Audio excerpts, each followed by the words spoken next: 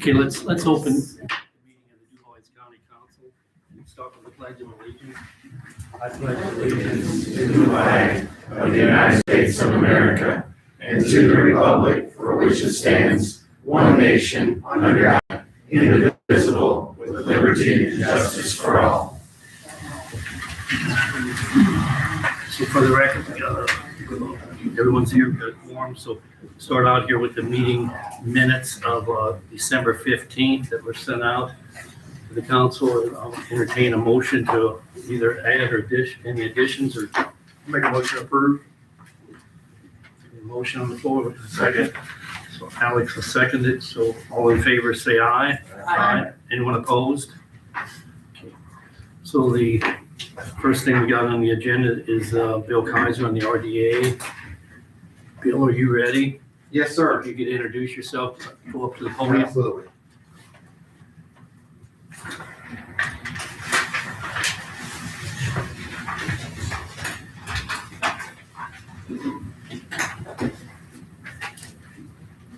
Hope this all fits up here. Good morning, Merry Christmas, Happy New Year. Thank Bill you. Kaiser here on behalf of the legal counsel for the Mid-States Board of RDA. Thank you for the opportunity to speak this morning. Also here is Mark Schrader, chairman of the RDA. We have a clerk that's going to help us pass out some materials. We want to take this opportunity to address some misinformation, additional questions that were coming up. I know that given what's going on with the corridor and how the things are happening, there's been some questions about the RDA's role in the corridor and what's happened. And so we want to take this morning to provide you some information, some of the information you may have seen, but I think if we can organize it better to kind of refresh your memories about what happened and how we are, that would be helpful. So we're going to pass out a couple of things. The first is that the RDA has a very limited scope. There's been some allegations about what the RDA can do under state law, what it can do with respect to eminent domain, construction, roadways, bridges, projects, bonding. Those are all very interesting things, all things that any RDA can do under state law. But the fact of the matter is, if you look at the development plan that we're passing out to you, these are a development plan the RDA has to file with the state. You can see the plans that were filed with the state of Indiana. Those plans very clearly say this, that the RDA's limited purpose, singularly limited purpose, is the issue with respect to the addressing of the traffic problems, and the primary purpose being the study, development, and potential construction of a 4-lane road from the Ohio River through 64, through Du Bois County and Spencer County, eventually connecting I-65. That is the only purpose this RDA has, the only purpose that's authorized by this RDA, the only thing this RDA has done over the last 7 years. So I think the question or asked about what the RDA is doing other than working on the corridor is mute. It is only working on this single purpose. You look at its plan, these are plans that are filed in the state of Indiana with the IEDC. These have been submitted and distributed also to elected officials in the past. So I just wanted you to be clear about, also this transparency question that's coming on, that these have been filed, they are available for the public, and they have all been ongoing. The second thing is that there's been some issues or questions about the restructuring that's occurred at the state of Indiana level with the Indiana Economic Development Corporation, the IEDC. As it's been in the paper, it's been very public that the board got reformed. There's questions about what Governor Braun and other state officials wanted to do at the IEDC. All very clear, except your RDA does not receive any money from the IEDC. It's never received a single penny from the IEDC. So there is no connection between your RDA and the IEDC or anything that's going on with the IEDC. That's complete misinformation, untrue allegations. There is no connection between your RDA and the IEDC with respect to the auditing issues. Your RDA, like every other RDA, does have an obligation to file documents, and it has filed documents with the IEDC, including the development plans that you have on your desk. It also has to file annual operating reports. So if you looked at handout number 2, those are the annual operating reports. So every RDA has to file an annual operating report for the prior year. So this year, we'll file in January of 26 for what happened in 2025. And so you have in front of you the operating reports for 2020 through 2024. I want to give you, so those are the reports. I just want to make sure you saw those reports. Again, those are reports that we also distribute every year. So after they get filed with the state of Indiana and the IDC, we also distribute those reports to the local government officials who are the leadership people with respect to DuBois County, Spencer County, the city of Jasper, and the city of Huntingburg. Those are also posted on the RDA's website. The next thing I wanted to see, you'll see handout number 3, is the audit letter. The RDA, like your RDA, like every RDA, has to be audited by an outside accountant. It's required by state law. The State Board of Accounts requires every RDA to be audited. So this is the audit report for 2024. We have to hire an auditor approved by the state of Indiana, by the State Board of Accounts. LWG is the auditor that the RDA selected that was a previously approved outside accountant. This is the report that got filed with the State Board of Accounts. There's one filed every year. This report also gets distributed to all the leadership for the County of DuBois, Spencer County, City of Jasper, City of Huntingburg. And if you look at the first page, which is the letter from the State Board of Accounts, which it says in part, the financial statements included in this report present fairly the financial condition of the Mid-States Corridor RDA as of December 31st, 2024. And also, in our opinion, LWG, CPAs, and advisors prepared the audit report in accordance with the guidelines established by the Indiana State Board of Accounts. You'll find that these reports are also on the Mid-States Corridor website. They've been distributed. The RDA has been approved every year with respect to its accounting. It also has an outside accountant, Hunt & Associates, which provides quarterly reports. You have in handout number 4, the most recent quarterly report for September 30th, 2025. So there is outside accounting that reports that happen with respect to the money in dollars. There are reports that get filed with the State Board of Accounts with respect to no different than what you all do with other government agencies. And there are also annual reports and development reports that are being filed with the state. All of these documents, for the most part, are also available on the Mid-States Corridor website for review and have been distributed previously over the last 7 years to our counties, agencies, and our city agencies.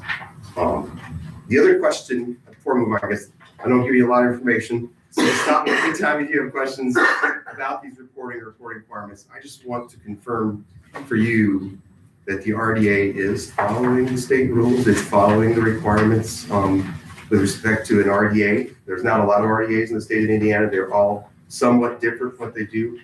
Your RDA is really special in the sense that it doesn't receive millions and millions of dollars of money from grants and pieces from other state agencies for distribution. It is an RDA with a very narrow purpose for this corridor.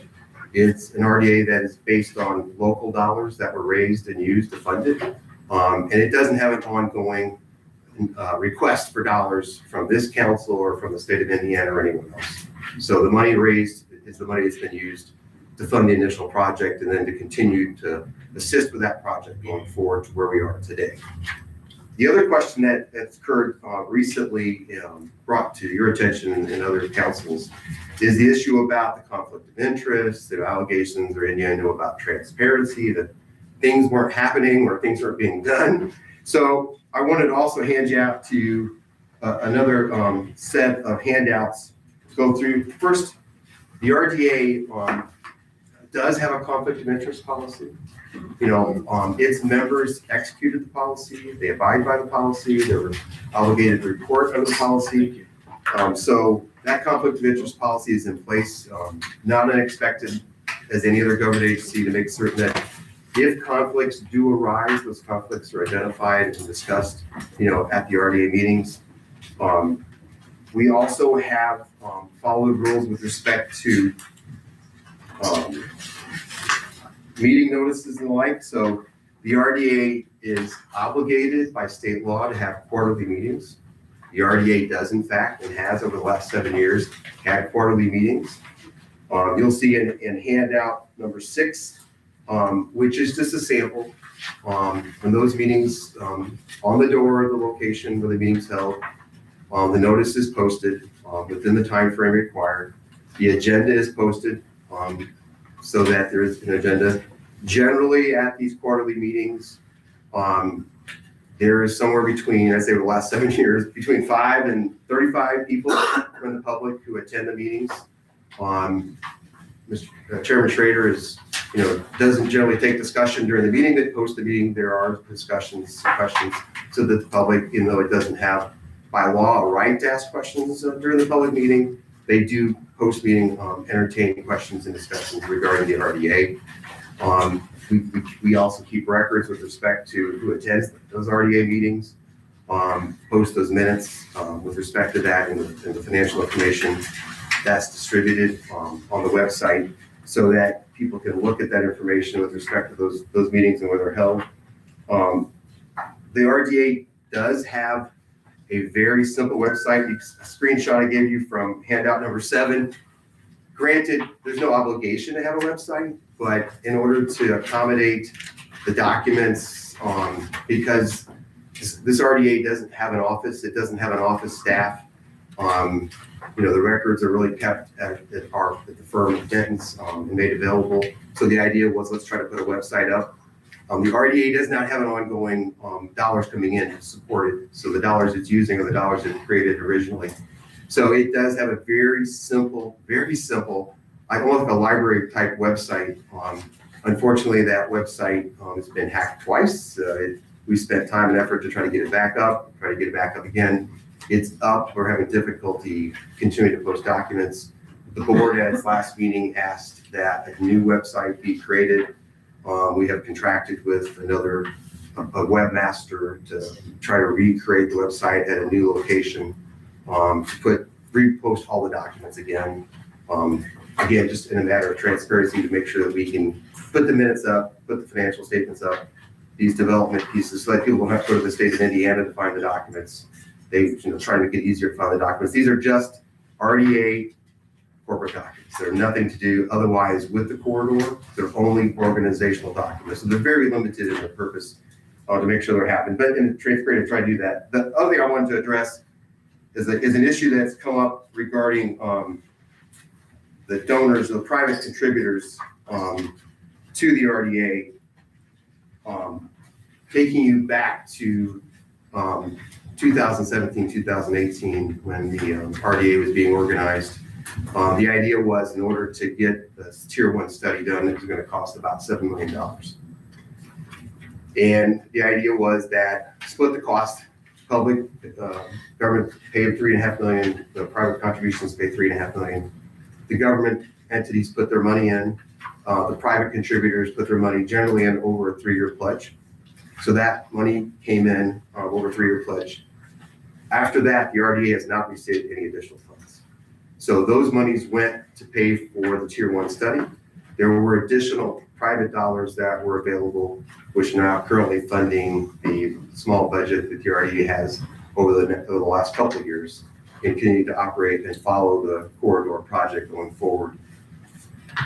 Under Indiana law, and you have a copy of that statute, under Indiana law, private donors, whether it's to a community foundation, to a university, to any government agency, have the right to request their donation be anonymous. Once they make that request, the government agency is obligated to maintain that confidentiality. Breach of that confidentiality by any private individual or government official is subject to an infraction. So it's a state law, it's a state right. And in fact, most of the private donors did request to be remain anonymous. And so the RDA has an obligation to maintain and follow the state law. And that's what they're doing. So I don't think that there's been some questions and issues about that. Just to make sure that was clear that, again, the RDA is following what it's obligated to do under state law, what its private contributors did. And there's not ongoing, just to be clear, there's not ongoing contributions by private donors to the RDA in some way that's happening. Those dollars were made in connection with the initial contribution to support the pay for the tier one, and that was it. So nor are there any government dollars coming in, nor are there any dollars coming in from the IEDC. Those funding pieces were kind of a very initial funding piece, and since that time, there's been no additional funding. And to check that out, I mean, that would show up on the financial statement as a contribution of some type, wouldn't it? Yes, it would have. Yeah, and if you go back and Chairman Schroeder will run through later a copy of the piece of it, but yeah, those statements, and again, all those statements show, the income came in and what happened. That's exactly right. And we know to the penny, Chairman Gleason, about, what dollars came in from private donations and what dollars came in from public dollars too.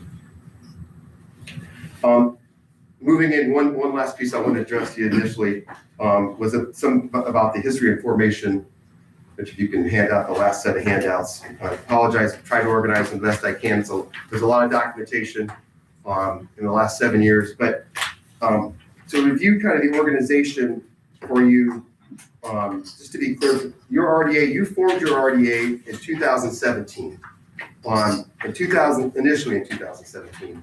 And there are copies of the ordinances. In order to form an RDA, each of the government agencies have to pass an ordinance. The county council passed its ordinance on August 14th of 2017. And in that month, so did the city of Jasper, the city of Huntingburg, and Spencer County. Those ordinances all got passed and were ratified, which then set the course to begin the organization of the RDA. That was the first step. That's handout number 9. Then the 5-member board had to get appointed. And if you look at handout number 10, the first 5 members were appointed and in 2018. And then subsequently, you see the next handout, they had a 4-year term. And those members also got reappointed in 2022 for a second 4-year term. So I want to make certain it's clear that, again, when we talk about, hey, what is the RDA even doing? How has it been happening? Clearly, this RDA was organized in part by this county and our cities in Spencer County with respect to the purpose that we initially identified in the development plan and in the operating plans with respect to focusing on the issue with respect to traffic and Highway 231. Those members all executed an oath of office, just like you did, that says, hey, we're becoming members of the RDA. We understand the obligations that we have. And if you look at handout number 12, you'll see their oath of office. And then kind of a final piece of that, they had an organizational meeting on May 11th, and they adopted bylaws. Those bylaws are required, again, by state law to govern how they operate specifically. And so I wanted you to see, kind of, again, going back in time, say, hey, what was this RDA formed for? How did it get formed? Who formed it? How the members got appointed? The things that have been happening since that time with respect to the filings and obligations it has with the IEDC, with the state of Indiana. The last question, which I want to address that has come up recently, is that an RDA has an 8-year life, an 8-year term. And the question will be, in part for this council, as well for all the 4-member organization, is do you want the RDA to continue or not to continue? You as a council have the right to withdraw or to continue with respect to the RDA and going forward. We did, and you'll see in handout number 14, when this issue came to the attention of the RDA about, hey, we're nearing the end of our 8-year life term. What does our member organization want to do? So we sent an email to try to make certain that everybody was thinking about this, was on the radar, and to their legal counsel, to the county attorney for Spencer County and for Du Bois County, and then the city attorneys for Huntingburg and Jasper, just to make certain they were thinking about this question, to address this question. Under state law, the law is a little vague about some of the things that had happened. So we've asked some questions about, is there a standard procedure about what happens? What the law says is not more than 18 months before the expiration, not less than 12 months. The member organization should make a decision, at least give notice. What we understand is the thought process is that there's hopefully a year wind down. If you say, hey, we're not going to do, what do you to do to, if some members went in, some members went out, what does that look like? How does the funding happen? Where are the obligations to spend the money? What are you going to end up doing the money? Are you going to complete the projects or the projects that are open or not projects open?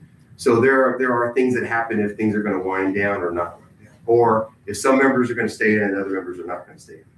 So there's some question about, for this council, we'll have to think about as to what makes the most sense, whether Du Bois County stays as a member of the RDA, or if other members stay the RDA, is that in the best interest of the county, or is there other reasons not to continue? So I just want to make sure that you're clear that that has been posed to all the members to understand, to consider and discuss.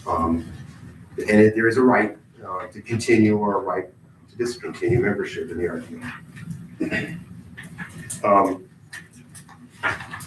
That's my first part of my conversation. I would have then passed the podium over to Chairman Schrader to make some comments. We weren't on this email. Right. So the commissioner and the mayors of the.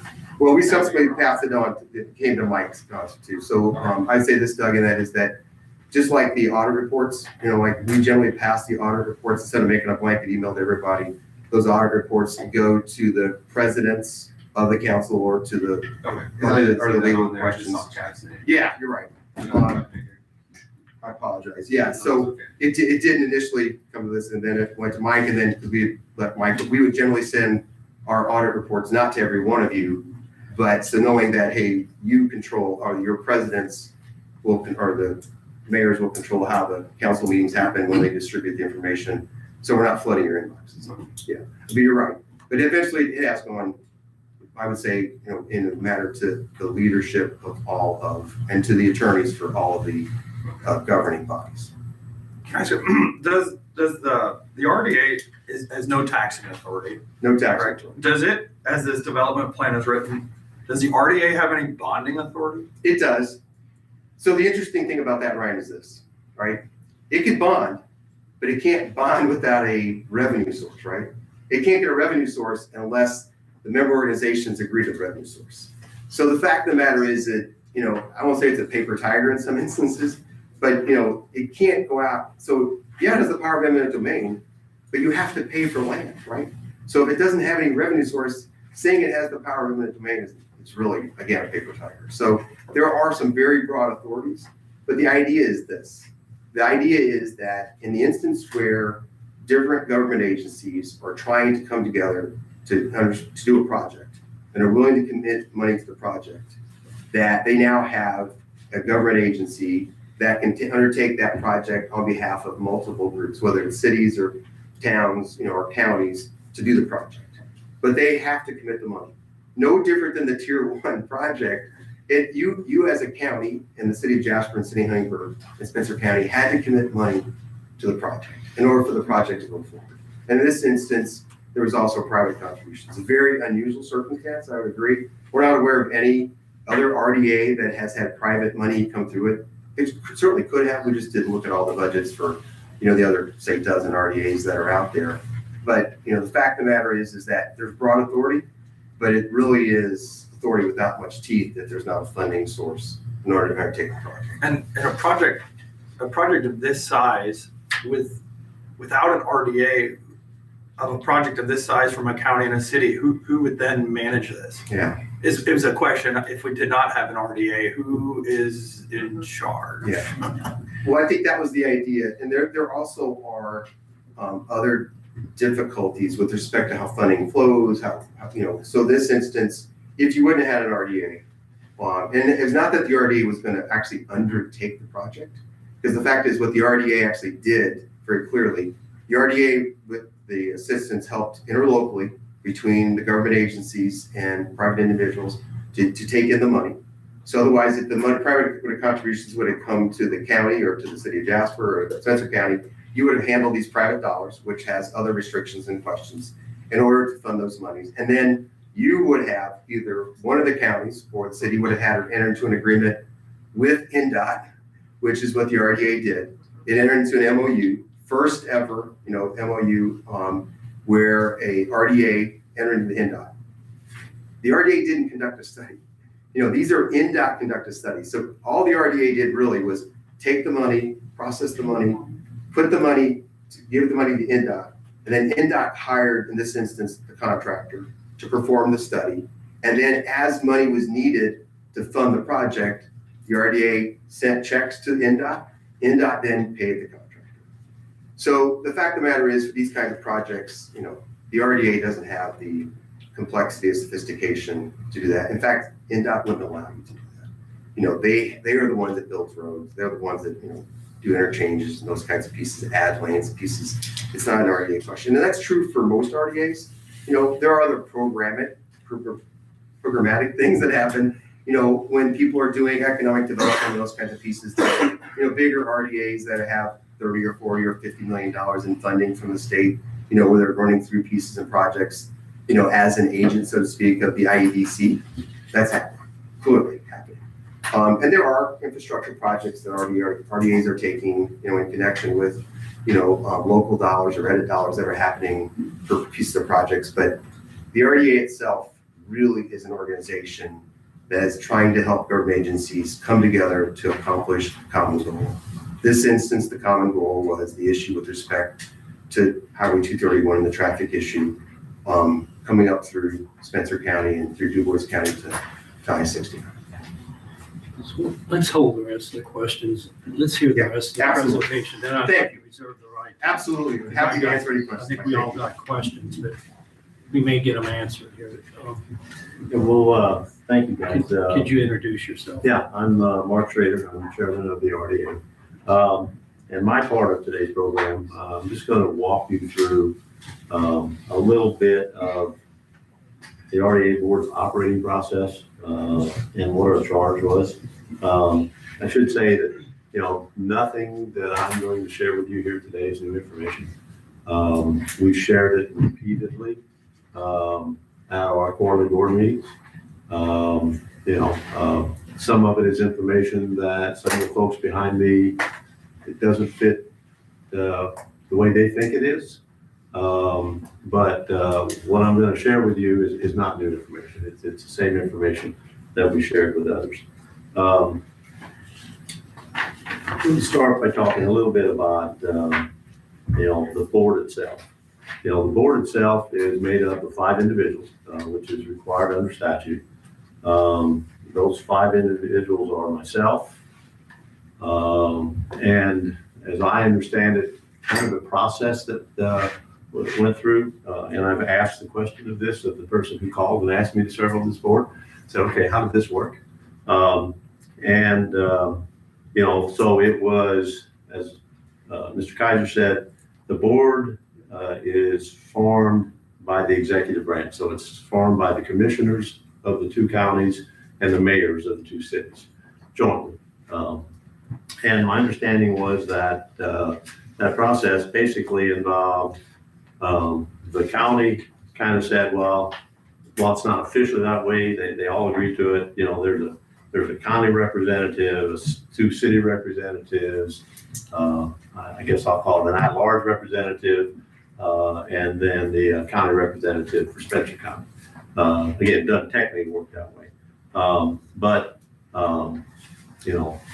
My understanding is that I was the board member selected by the county. Elmer Brahmas, former county commissioner, who called me. Scott Blasey was is a representative of the city of Jasper. And Terry Seitz, when he was mayor, reached out to Scott, from what I understand.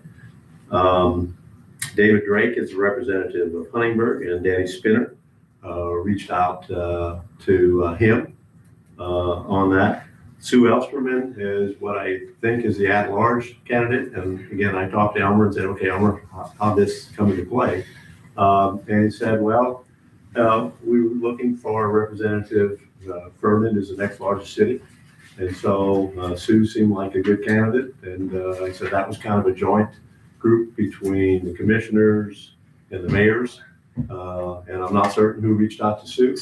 And then Ken Moser Jr., is the Spencer County representative, and one of the government officials reached out to him. What I would say going into this is, it is true that all 5 of us have been and continue to be a proponent for an approved roadway. It's one of the stumbling blocks from the opposition.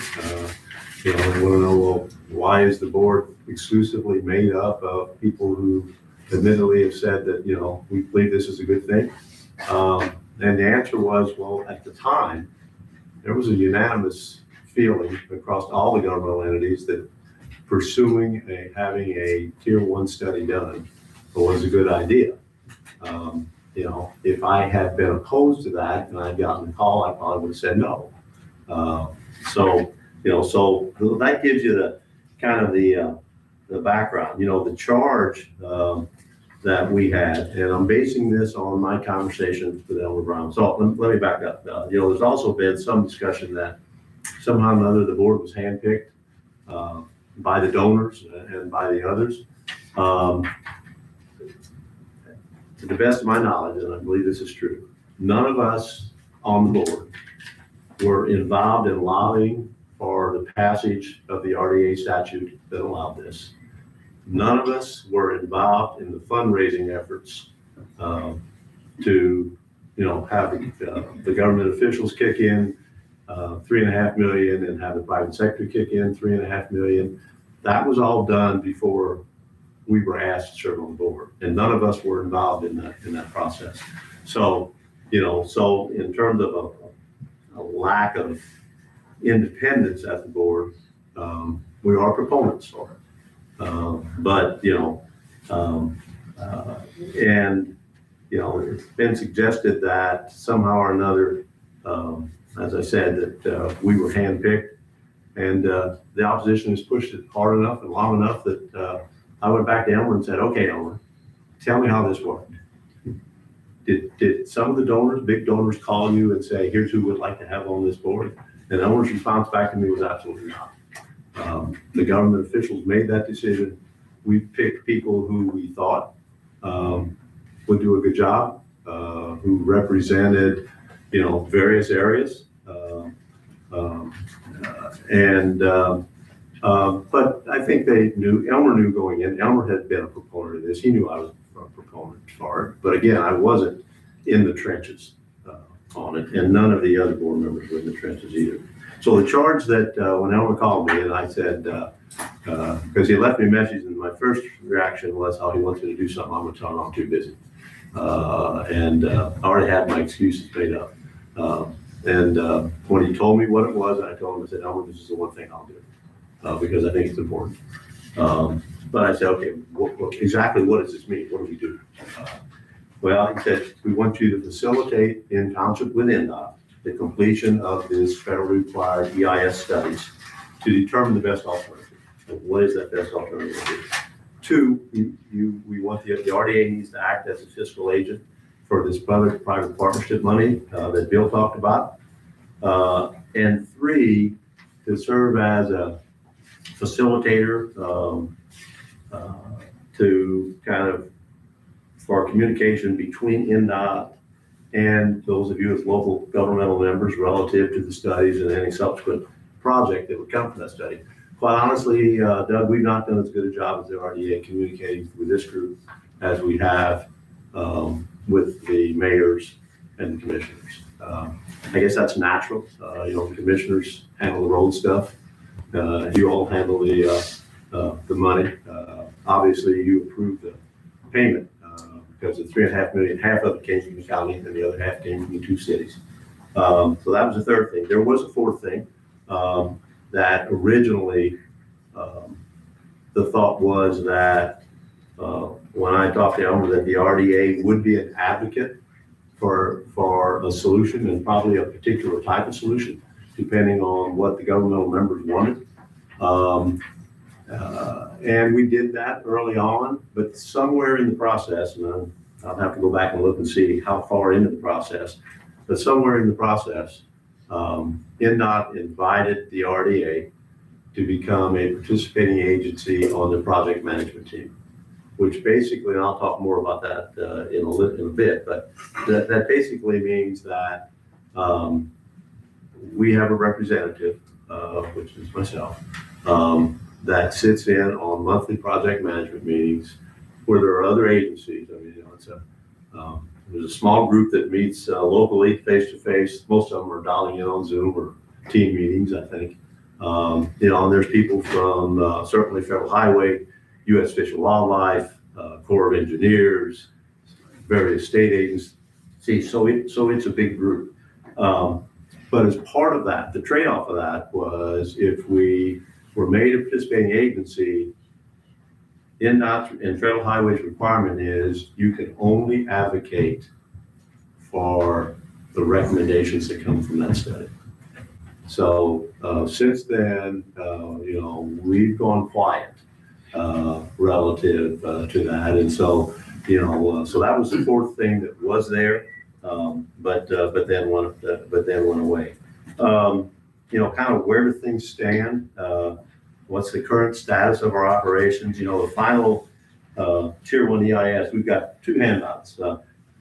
Bill had 14 this thick. I got 2 that are 1 sheet each. So, the Tier 1 study and the Federal Highway of Record, which is an important component. This study was detailed. It's done under Federal Highway rules. It's painfully deliberate in how it goes through, but the final decision maker on this is Federal Highway. So Federal Highway issued a record of decision in September of 2023. One bit of color that I want to add to that, there's been some talk that, well, this is all political. The study process itself is not political. This final study that determined that a new roadway was the best way to address the problems was approved by the Biden administration, Federal Highway Administration. I don't know how it can be less political than that from that perspective. So again, we'll talk a little bit more about that. The first handout 15, which looks like this. It's a sheet of paper. I wanted to share with you.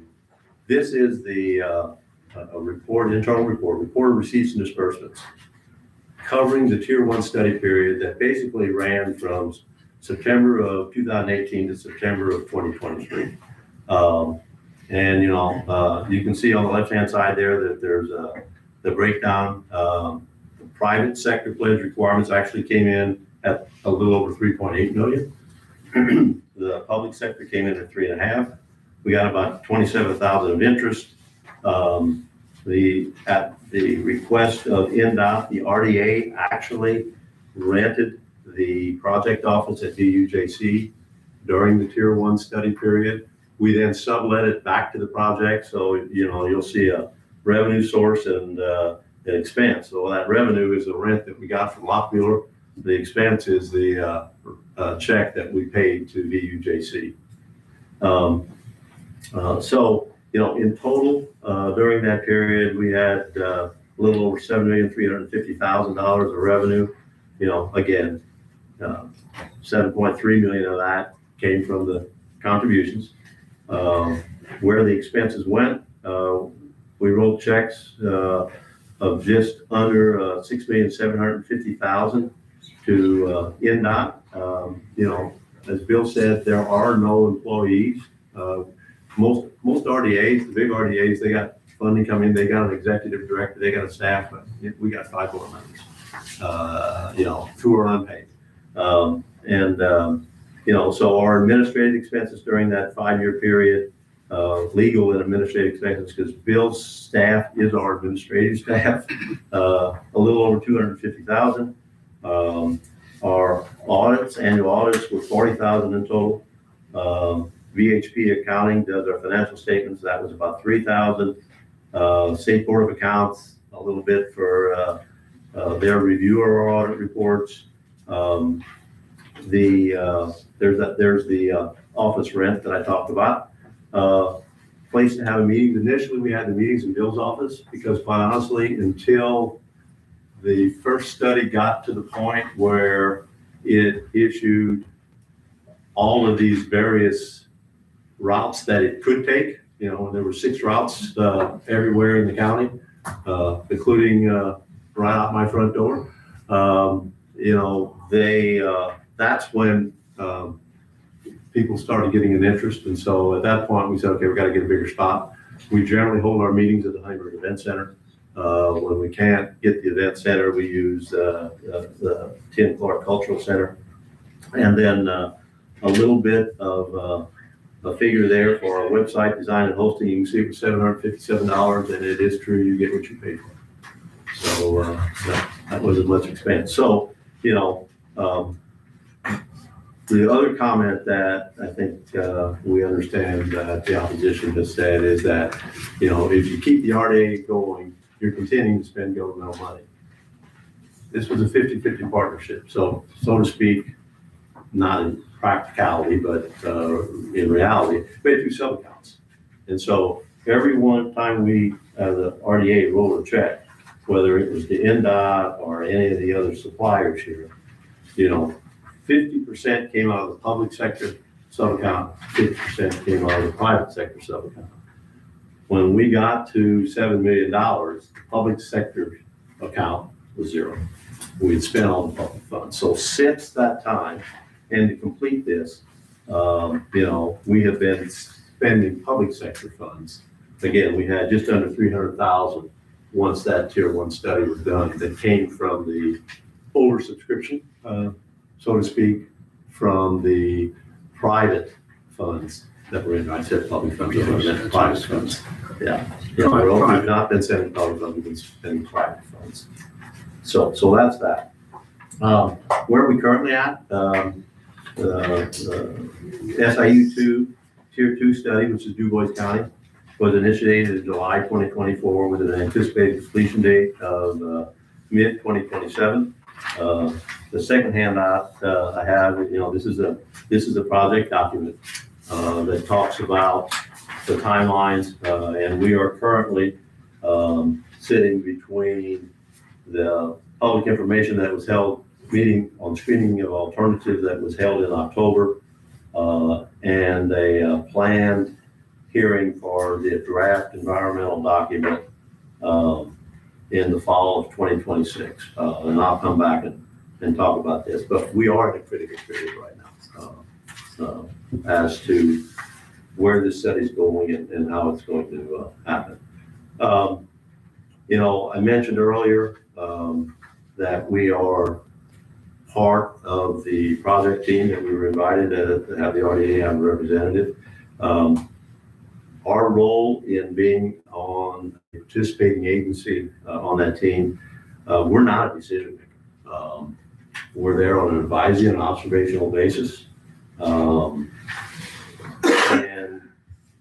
You know, we're merely there as an observer, first and foremost, and if asked to offer some opinions. These are agency meetings, they are not public meetings. Again, the opposition is upset because they come to our meeting and say, if you have a representative on that project management team, you should report back to us what was discussed there. We are not allowed to do that.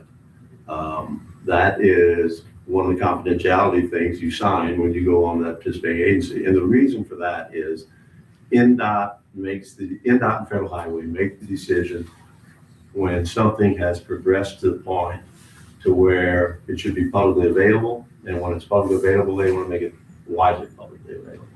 You know, they don't want bits and pieces of what's being considered and where things sit leaking out, which is why we regularly tell the folks, many of whom are here, who attend our meeting, is we will answer any questions you have about the RDA, but if it is a project question, we're going to refer you back to NDOT because we don't speak for NDOT, you know, and we recognize that we don't speak for you guys either. I mean, you know, we're really just a middleman. let's see. You know, so that's one of the things that we are doing currently. When the opposition said, well, what are they doing? You know, they finished the tier 1 study. Well, you know, when Elmer Brown was talking to me, he didn't, you know, we didn't know at that point if there was going to be 1 study, 2 studies, how it was going to be. You know, the message that I was sent and that was received was our objective was to help work through the process to get to the final point of knowing what the solution was going to be, and then to see where it goes in terms of the RDA's involvement during the construction phase of it. Our likely involvement during the construction phase of it, again, it's going to be a fiscal agent. You know, might we be involved in the project management thing? I doubt that for construction. I don't know what we would bring to the table once the tier 2 study is done. You know, I think so. It will largely, I think, be a fiscal agent at that point.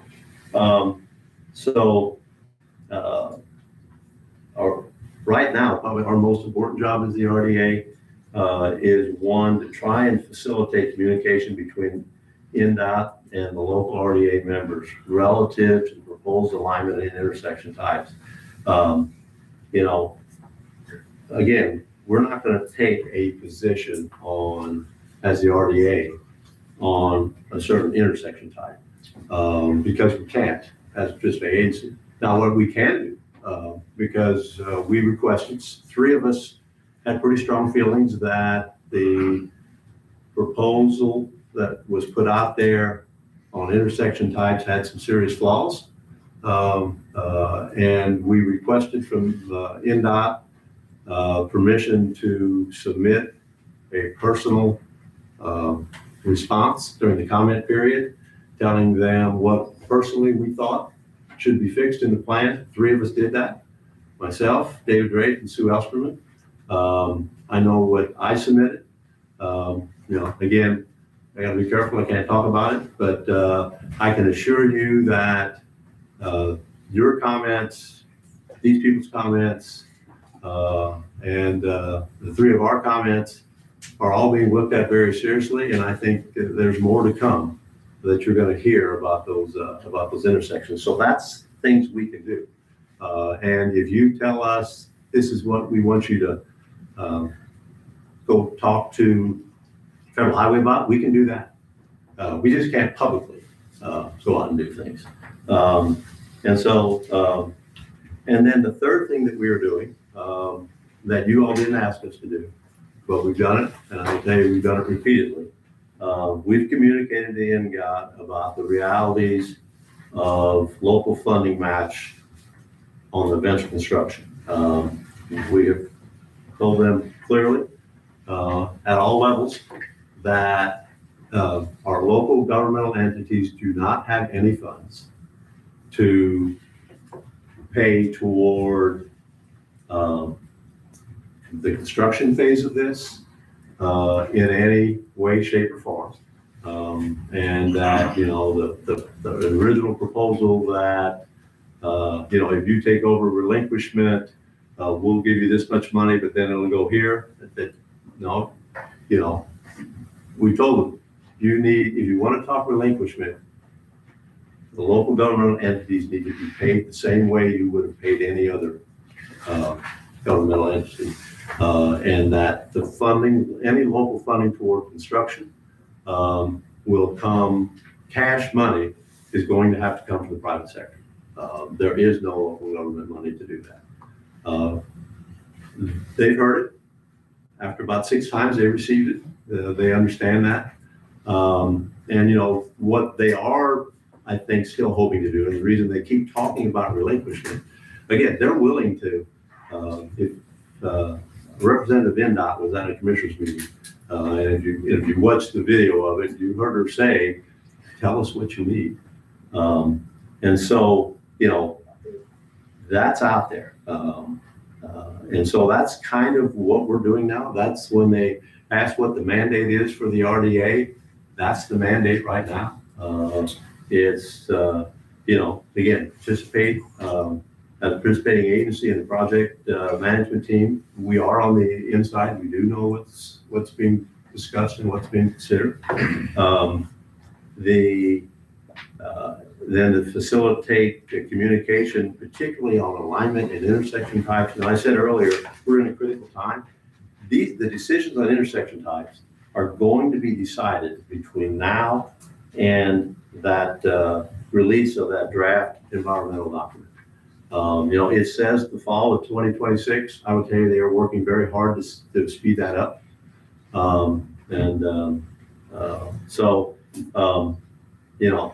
That's what we're doing. So any questions you guys have for me, or Mike, if you want to hold the questions, but I'll certainly answer any questions. I'm going to turn it back to Bill. And then I think, then he's going to turn it back to me, and then I'm going to turn it back to him again. So you can hear, Mark, you say, all right, I'm gonna say something, I don't know how you want to have that conversation. Yeah. Just had a few closing things, and if you want to do your closing, I can get my closing. Okay. I'll go ahead and finish mine, and you can go and finish. What I did want to close with is, one, just to acknowledge that you all will ultimately make the decision. It's not the commissioners, it's you all. The council will ultimately make the decision whether there is any value to the county for continued membership in the RDA. Do I think we can bring value to you as the RDA? Yes. But that's not my decision to make. That's you all's decision. We're there to assist you if you want to assist. Where things go from there, it depends. Whether all or some of you continue to proceed. We probably should have mentioned, Bill talked about the process. We are talking at the government level, because it is vague about, okay, we're past the not later than 12 months prior and not before 18 months prior. So what does that mean? We're working diligently to get an answer. And when we get an answer, we will bring it to you. The state doesn't know either. The statute was quiet, was silent on that. So we acknowledge that. The other thing we acknowledge, as RDA board members, we serve at the pleasure of the governmental members. Now, it's commissioners, but the commissioners have the ability to remove any of us as a group, the commissioners and mayors, as a group, 3/4 of them. So if the three DuBois County groups stick together, they can remove any of us as board members at any time. I've been asked, again, mostly from Mark. Mark and I had, Mark Tossi's got to be here somewhere. There you are. Mark and I've had a lot of after meeting debates on this. And I've been asked at a meeting, well, what would you say if the county came to you and said, we want you to cease all operations. We want you to step away from the project management team and being a participating agency. We want you to cease operations. I said, my answer would be, you're right. I appreciate that. I think you're making a mistake. Here's my resolution. You can name someone who thinks that's the right way to go. And you have that right. One thing that I wanted to really hit, and I mentioned it earlier about now being a critical time. It's critically important, I believe, that the county needs to stay engaged in the discussion surrounding the proposed corridor for the benefit of local citizens. It's ironic when Bill and I talked about this a little bit as we were thinking about today's presentation. When we started in on this, I would have handicapped this. We knew it was a long shot. When Elmer Brown called me, he told me it's a long shot. I would have probably handicapped, we had about a 5% chance. I thought we had about 5%, probably less than 5% chance that we would ever see anything come out of fruition for this. And I will tell you, we had difficulty engaging NDOT. Clearly there were people within NDOT, generally long-term staffers, who very much felt all NDOT's money should be spent in urban areas, and that sending anything in a rural area was a waste of money. You know, I looked at it and thought, well, yeah, it's a waste of our money. And for those of you who know me, I don't have a lot of patience. You know, I think if you look something, if it looks obvious, you ought to, let's get it done. And Mr. Kaiser there would regularly tell me, okay, Mark, and I can have a sharp fuse sometimes when I think people are missing the obvious. And, you know, he had to pull me back from the brink several times from saying things I shouldn't say to NDOT people as we went through it. But it was interesting as the study went on, you could slowly see the momentum shifting. You could see they saw what the study told them, and what they saw is that there is a need. And, you know, and we shifted from where at the start I would have said it's less than a 5% chance that anything's ever going to be built and done. And today I would tell you there's greater than a 95% chance that this thing is going to get built because NDOT is now 100% behind this project. And it's not just in the current administration. That shift started, you know, we've been through, I don't know how many NDOT commissioners, several, but, you know, initially it was an uphill, you just weren't getting anywhere. You know, the other piece of it is in terms of engagement and getting NDOT engaged, you know, again, Bill kept me in line and said, okay, we're going to build a relationship. You know, there's a right way and a wrong way to do it. You know, you're not CEO here. You can't tell them what they should be doing. You know, we have built a good relationship with them. We can get their ear. They take us into their confidence. You know, and we can do that. The other thing I would say that is amazing, when we went into this, we had 100% support for the local government. If there hadn't been 100% for local government, I would have probably said no. So, you know, life's too short. I'm moving to retirement. Why do I want to get in the middle of the battle here? Right now, our challenge is not getting NDOT engaged in the discussions as the RDA. It's getting the governmental members engaged in the discussions. And it's primarily this county that seems to not want to be engaged. And, you know, you have a valuable asset. Levi Lippert, your county engineer, he was an NDOT engineer. Levi is a valuable asset. Levi ought to be engaged for you in talking about these intersections and saying, here's what we need, here's what we don't need. Levi ought to be engaged for you. You know, I don't know that you can afford relinquishment, but you're never going to know if you can afford relinquishment if you don't figure out what NDOT's willing to give. You know, the cities have hired someone. You all don't have to hire anyone. Levi's very capable of doing that. But I would tell you right now, there's no communication going on. It's been shut down. And I think that's very short-sighted. I don't think that's in the best long-term interest of the citizens. It doesn't mean you have to do it, but we ought to be talking. So I'll quit preaching from that perspective. You know, I do want to make one other comment that, you know, depending on where all this heads, you know, I do feel I want to publicly thank the other RDA board members. This has not been a pleasant assignment. We're all there because we think it's the right thing. You know, the RDA board members, honestly, they've had their character, their honesty, and their integrity attacked by those who, admittedly, they're adversely impacted by this road, so it's emotional for them. But, you know, the only thing those of us on the RDA board are guilty of is saying yes when an elected government official called us and asked us to volunteer our time to serve on the board for the benefit of the common good of the majority of the citizens. So with that, thank you guys for the time you've given me. I'm going to turn it back to Bill. I appreciate you letting us come make the presentation, and I appreciate the work that you do. You know, I said being on the RDA board hasn't always been a fun job. I know being on this board many times not a fun job either, so thank you. Yeah, before you, I just want to thank you for, your service for 8 years, and it's like you're saying, I'll repeat what you said, it's not easy. You have to have thick skin to take, because I think it's, That's a little bit of my natural tendency is when somebody punches me, I punch them back. And again, Bill tells me I'm not allowed to do that, so.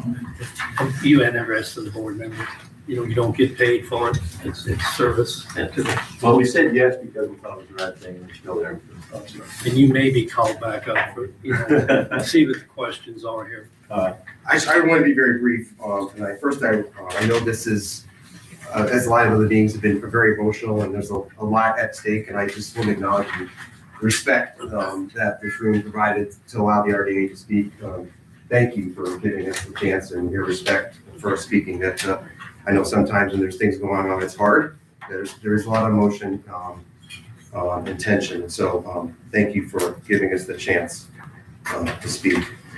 Two things real quickly. There was a poll that went out, and I think just that poll, there's 43,000 people in this county, 636 responses out of 16,000 people who received it. That's according to the Herald and to the DuBois County Free Press. In the 2024 election, general election, we have 30,000 registered voters, 21,750 people actually voted in the 24 general election. Just to be clear, 636 represents about 2% of our people. So you just to put that in perspective for you, the question is, for that poll, I just want to make sure that's clear. The second part of that is I wanted to say this, and that is that we handed out to you some handouts regarding some articles in the DuBois County Herald from 2003, 2005. In other meetings, the question that's been asked to you by a certain individual says, yes or no, do you support the corridor or do you not support the corridor? As elected leaders, you're being asked to solve problems for our community, make the right decisions for our current status or 10 years, 20 years, even 50 years into the future. And I think the real question is not whether you support the corridor. The real question is, where we started in 2017, and do we have a traffic problem in DuBois County and the cities of Jasper and City of Huntingburg? I think the answer is yes. We do have a traffic problem. With up to 20,000 cars at some point, trucks and cars running down a narrow 2-lane road, congesting the road. What you have in front of you are articles in 2003, which announced that, the 4-lane road was going to be constructed, 251 is going to be reconstructed in Spencer County, and it was constructed. The article in 2005 announces that the money was awarded for a relocated road, US 231 relocated to bypass on basically the same road that we have now. In 2005 was announced with the support of the cities and the county. And what you find now where we are is the Tier 1 study. Here we are 20 years later. The Tier 1 study says exactly the same thing. And I think people in this room who have land that is in the subject of this piece know better than all of the rest of us, where things were going to happen in 2005 when the road was announced to be built and then didn't get built because the money went to I-69. The money got pulled, so they complete 69. But we're at the same conclusion that we were 20 years ago with respect to the need for a new road. So in some senses, I guess we should not be surprised that Chairman Trader's position that, the engineers that looked through did the traffic studies for 231, came to the same conclusion that we had 20 years ago, that 231 is inadequate for a growing county and that a new road needs to be constructed. Whatever questions that we can answer, we're happy to answer any questions. Well, and I'm going to open it up also, but just to answer, or just to question you on the legal part of this document of the ordinance that the county council signed when we initiated the RDA. Yes. It says in there, I know it does say that it is for the RDA for the Mid-States corridor, but it also, for continuing this, it also says here that, the best interest of DuBois County, this is like the third paragraph down on the Okay. ordinance. Okay. It says the authority's purpose is to promote the acquisition and that's what got me the promoting the acquisition, construction equipment, owning, leasing, and financing of projects and facilities for lease to, and for the benefit of the eligible political subdivisions, which would be Jasper, Spencer, Correct, you know, yes. Jasper, Honeyberg, those, or this county. And the funding and the development of the airport authority projects, commuter transportation districts and rail projects, regional transportation authority, economic development projects, intermodal transportation projects, regional trail and greenway projects, and regional transportation infrastructure and projects. So was the RDA farmed for more than just the mid-states? No, what you're seeing there is it spitting out what the state statute says. So when you form the RDA, or when the ordinance got formed the RDA, it formed it under that language of the state statute. Okay. So if you got the state statute out, you see these very broad, not all the powers, but generally some of the powers you're reading there that the RDA has. What the RDA does, in order for the RDA to act, that's the development plan. So if you look at it, what the RDA is going to do, what is it, so it can, you're right, it still has very broad power, statutorily, but it has to act in accordance with this development plan. And so the development plan, Mike, that you have is a plan that narrowly identifies its single project. Okay, so one project, and that's the It's one mid-states. project. So if you look at that plan, there's not ideas about trails or greenways or buying land or anything. It is clearly the tier 1 at that point, and then subsequently the tier 2, project issues that are identified in there. So yes, does it have the authority to do that? It does. Has it taken any action to undertake any other projects? No, it hasn't. So Mike, a good example, all the other RDAs in the state are involved in the READY program, the READY grants. When they came out with the READY grants, some groups reached out to us and said, well, you're the RDA, are you going to do that? And our immediate response was, no, we don't have the resources to do that. That's not our focus. So, the local participation in the READY grants needs to be under the umbrella of someone other than this RDA. Thank you, thanks for explaining. Yeah. Because that's what got me, So I'm gonna open it up. I got some other questions. I'm gonna see if somebody else Can might. I build on that ordinance? Sure. For the side? My question for you would be, beyond throwing in the council's original support, are we liable for any additional beyond what we've given the RDA? No. Financially. not Yeah, helpful. so Tina, to your question, the interlocal agreement, between the cities and the county and Spencer County for the idea to fund the tier 1 project. And so there's no budget requests. There's been no other demands or pieces in the budget or anything else that the RDA has. Nor are there any projects to be funded. So your obligation, the county's financial obligation was completed when it made its when our 50% contribution of $3.5 million back in 2017, 2018. Thank you. So anyone, go down the line here, if anyone else, My question was the same as Dina's. I mean, I had looked that up. I think it was the date of October 10th of 2018. The council pledged or approved a $1.75 million payment to the RDA over a 3-year period, and it was a unanimous vote at that time. So I just, for the public. Yeah, I think that to your point, Mark mentioned some of the timing, but in 2017 is when the ordinances happening, the organizing. You flipped over to 2018, the board got organized, the members were appointed, and after it was appointed and there was discussions going forward, the idea of, I don't think anybody's going to put money in until we're clear we were going to get an actual MOU with NDOT, which would provide for the money to be funded for the tier 1 study. And so there was some delay in those monies actually being requested and then eventually being paid to make certain that we had an RDA formed, we had members, and that we were underway for a conversation with NDOT to move forward with the project. And at that time, it was just to work on a solution to the traffic not specifically the corridor at that time. That's right. Well, I think the question, Because it was my understanding that the improved 231 was being looked at and highly considered at that time. and Doug, it was, if you look And that at, was yeah, what we were kind of communicated to, that this would be a great opportunity to go after that to improve 231. And then after that, in the state corridor, the alternate route came into the conversation.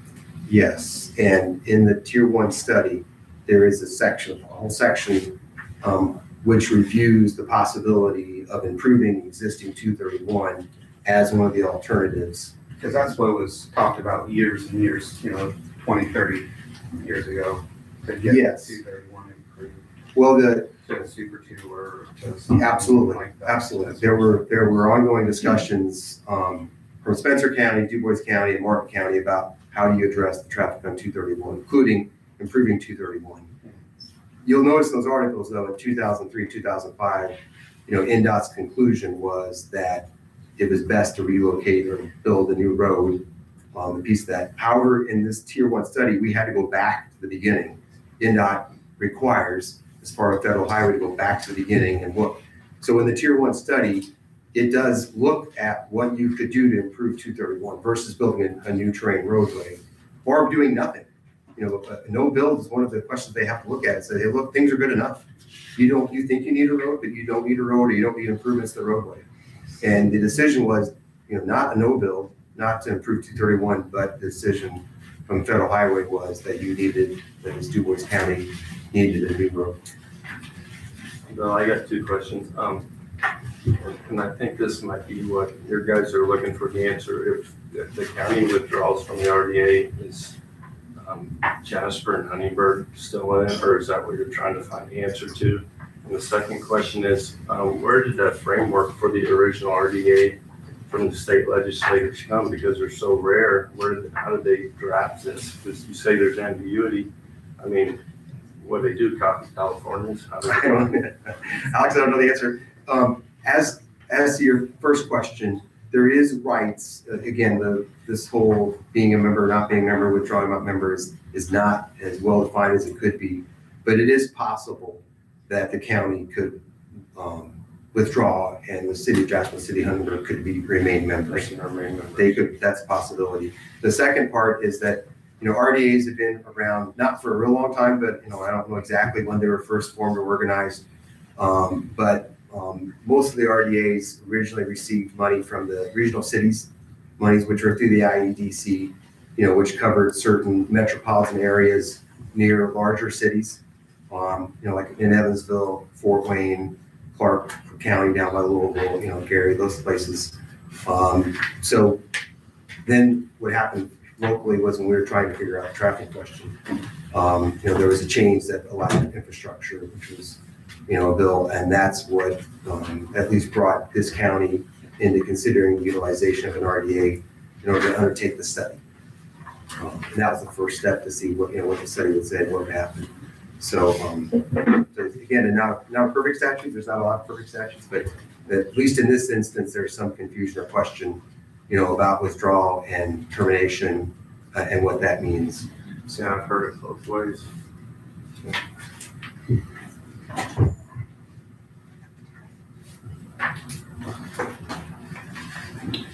So, next.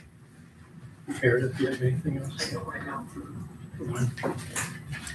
I can just say that back in the 90s, 80s and 90s, I had lived in Spencer County then. And while I wasn't directly involved in the road studies in Spencer County, I know that there was an improvement from the 2-lane to a Super 2. There was some industry coming in at the time, it was AK Steel. So I saw that improvement, and then I saw the early drawings with the plans that came up through Du Bois County and Northward. So I'm not surprised, of that original intent. That happened so long ago. But I did move out of the county. And then when I moved back to the area, I relocated in Du Bois County is where I wanted to be. So But I've heard both sides of the coin, you know, from folks. It's been brought to me about, Town of Ferdinand was able to address their trucking traffic problem by doing the bypass there. And I know that got through someone's farm there too. And I applaud Ferdinand for being able to take care of their issue there. I think our cities still have that issue here, with Jasper and Huntingburg. You know, with it going directly through town. I don't have a golden solution here either. I know the upgrade with the two current 231, even through the county, there's so many homes that are located right directly there. And when I talked to NDOT about it, they said it would impact far more homes and property and lives, you know, families, by trying to do that direct improvement. So, you know, for what that's worth, I don't have a solution. I know that I voiced previously, I'm not a fan of the current route. So I don't have an answer. I wish I did, that would give our business community the infrastructure that it truly needs for the future, and still give our residents some sense of peace and confidence. So I know that's kind of a non-answer for both sides, but you know, I recognize the complexities to this, and just wanted to register Thank you that. for moving back. Yeah, with pleasure. Yeah, very much so. Bill, regarding that poll, I mean, would you completely dismiss it if you thought a representative sample was taken that accurately represents the county? I mean, because those results are pretty damning to the Well, project if they representatively, you know, the county demographics are represented correctly. I'd say two things. One is, I don't know who conducted the poll, you know. The questions are leading questions. I'd be interested to know who got the answers and who actually answered it. You know, did the 636, you know, were they mainly members of the opposition that answered the poll and they received the poll? So it wasn't, you know, when we have public opinion polls, those are generally run by some independent agency that, you know, the polling agency that prepares questions in order to find information. So I don't know the answer to that question, but less than 2% is pretty small. I think the other thing to keep in mind, and that is that there were in the past election people who ran on the idea that they were opposed to the Mid-States border, both in this county and in other counties, and they all lost. So when you have a much larger selection sample of people who are opposed, you know, who are voting out there in the general election, I think that's an easier or better example than a less than 2% poll that has some questions. I do have a question. How many of you received the poll? You know, I think I might have. I had something come up on it, but it looked political. I don't answer political polls. I hate to read. I did not receive one. My husband did. I was with him when it came through, and we've been trained working for a larger company to dismiss what we think could be fraudulent or spam type of a text. So I advised him not to answer it for that reason, but then later found out that there was a poll. So Yeah, me too. I tried to go back, but I couldn't recover my deletes to figure out if that was on. But I did get something about polling somewhere in that time, My wife did too. but I hit delete, I didn't. which is what I always do. So I think it'd be interesting to know truthfully where things, you know, some stand, but we don't have much confidence in that poll, but I just mentioned it. It's for everyone to consider. That's your own personal opinion, you'll have to decide, but I think, you know, to put it in perspective, I think sometimes it's important. I think a question that you all ought to ask the folks that did the poll is who all knew that they were doing that poll? I didn't know until I saw someone post on Facebook about the poll with a link, so I didn't know. You're so bugged about the poll.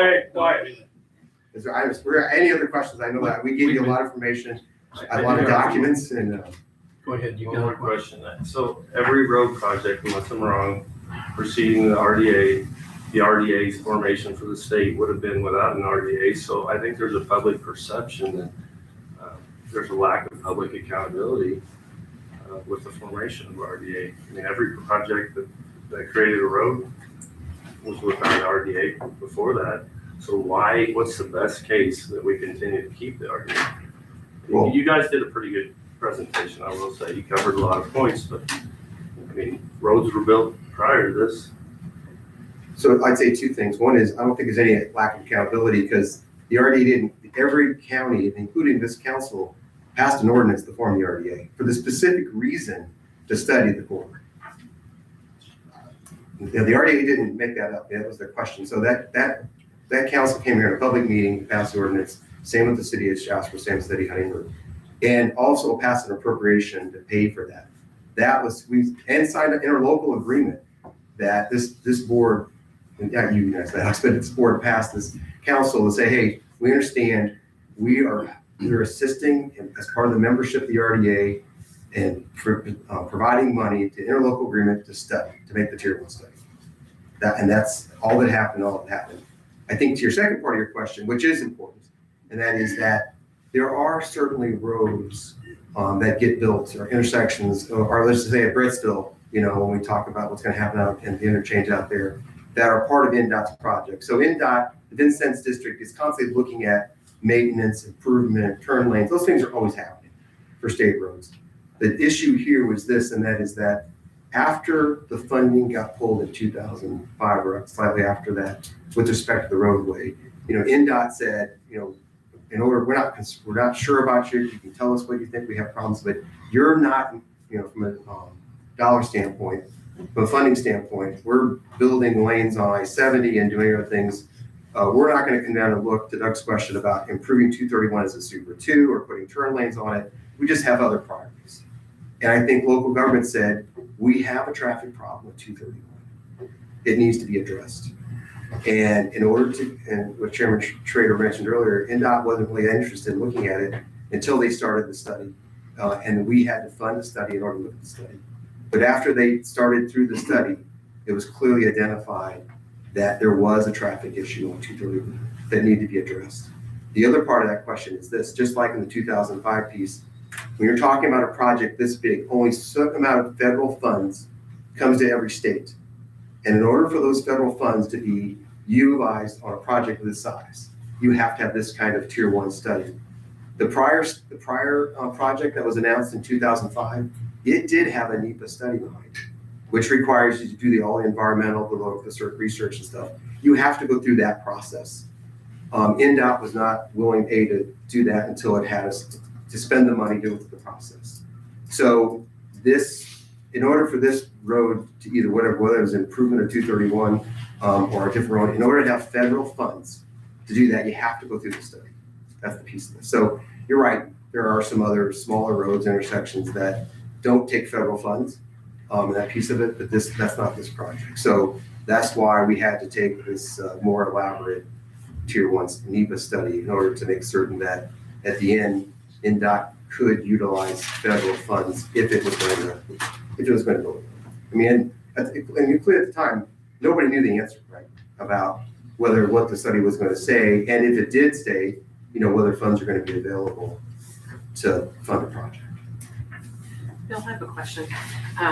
I don't know if you can feel like you can speak confidently on this or not, but do you remember what year that was? Because Indiana first had to pass legislation to be able to even form RDA, right? When was that? And just to add this to our I don't know the answer to that question. I apologize that. But that's why I said I didn't When, expect it. It was around the regional cities program time, whatever that was. Yeah, I don't think I have Cities them. That the state, it was the predecessor to the READY stuff. Somebody said 2015. Is that 2016. okay? The state legislature, the legislation was put through by Governor Pence, and it was passed it was a law to form RDAs. So there you go. So again, not very old. RDAs have not been around very, very old. But to Mark's point, the regional cities was the first large project where there was, say, 30 or 40 million Meredith, a lot of money that went through the IDC to try to trigger economic development in areas that were receiving those dollars. I think there were RDAs that got formed that didn't get funded. And then subsequently there were other rounds, including the READY 1 and READY 2 that did fund through RDAs. And we were asked as an RDA if we wanted to participate in the Ready project, and obviously we declined. Yeah, one other question, if you don't mind. So Mark said 95% chance now, and the Federal Highway Authorities has to be involved. So do you have word that from the federal government that might fund up to 80% of this project that it's gonna happen? How could you say with 95% clarity with a president that changes his mind daily and then maybe a Secretary of Transportation Well, that it's 95% if federal funds are so crucial? Well, that's a great question with respect to what federal government may or may not do.